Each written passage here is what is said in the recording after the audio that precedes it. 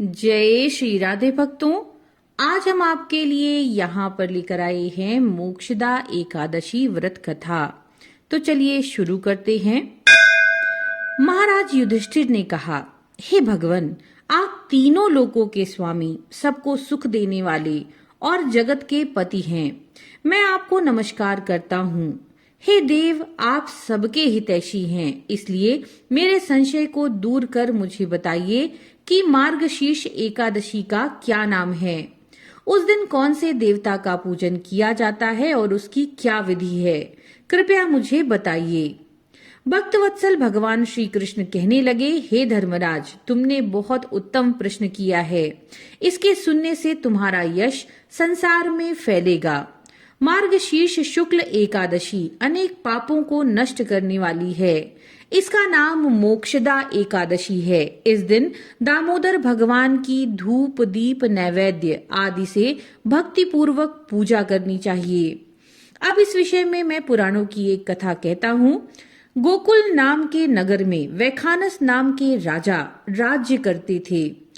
उनके राज्य में चारों वेदों के ज्ञाता ब्राह्मण रहते थे। वो राजा अपनी प्रजा का पुत्रवत पालन करते थे। एक बार रात्रि में राजा ने स्वप्न देखा कि उसके पिता नरक में हैं। उसे बड़ा आश्चर्य हुआ। प्रातः वह विद्वान ब्राह्मणों के पास गया और अपना स्वप्न सुनाया। कहा, मैंने अपने पिता को नरक में कष्ट उठाते देखा है। उन्होंने मुझे कहा, हे पुत्र, मैं नरक में पड़ा हूँ, यहाँ से अब मुझे मुक्त कराओ। जब मैंने ये वचन सुने तो मैं बहुत बेचैन हुआ। चित्त में बड़ी अशांति हो रही है। मुझे राज्य, धन, पुत्र, स्त्री, हाथी, घोड़े कुछ में भी सुख प्रतीत नहीं होता। क्या करूं? हे ब्राह्मण देवताओं, इस दुख के कारण मेरा सारा शरीर जल रहा है। अब आप कृपा करके कोई तप, दान, व्रत ऐसा उपाय बताइए जिससे मेरे पिता को मुक्ति मिल जाए। उस पुत्र का जीवन व्यर्थ है जो अपने माता पिता का उद्धार ना कर सके। एक उत्तम पुत्र जो अपने माता पिता तथा पूर्वजों का उद्धार करता है, वह कई हजार मूर्ख पुत्रों से अच्छा है। जैसे एक चंद्रमा सारे जगत में प्रकाश कर सकता है, परंतु हजारों तारे नहीं कर सकते। ब्राह्मणों ने कहा, हे राजन, यहाँ पास ही भूत भविष्य वर्तमान के ज्ञाता पर्वत ऋषि का आश्रम है। आप समस्या जाकर के उन्हें कहें, हल उनके पास जरूर होगा। ऐसा सुनकर राजा मुनि के आश्रम में गए। उस आश्रम में अनेक शांत चित्त योगी और मुनि तपस्या कर रहे थे। उसी जगह पर्वत मुनि बैठे थे। राजा ने मुनि को साष्टांग दंडवत किया। मुनि ने राजा से सांगोपांग कुशल पूछी।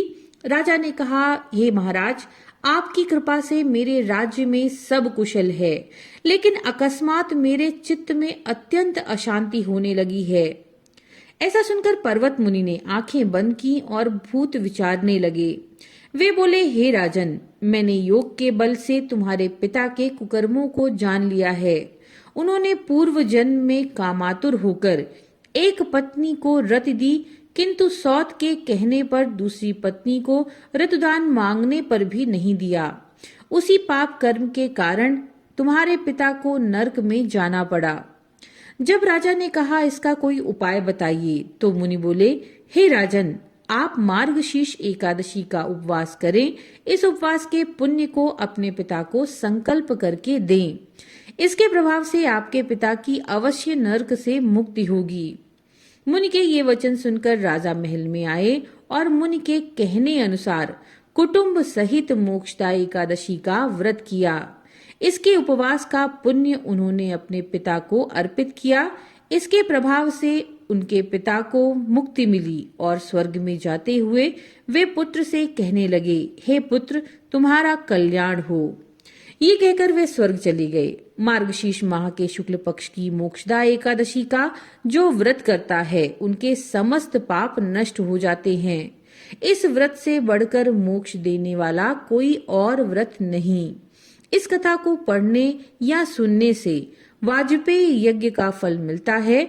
यह व्रत मोक्ष देने वाला तथा चिंतामणि के समान सभी कामनाओं को पूरा करने वाला है। तो भक्तों, ये थी मोक्षदा एकादशी व्रत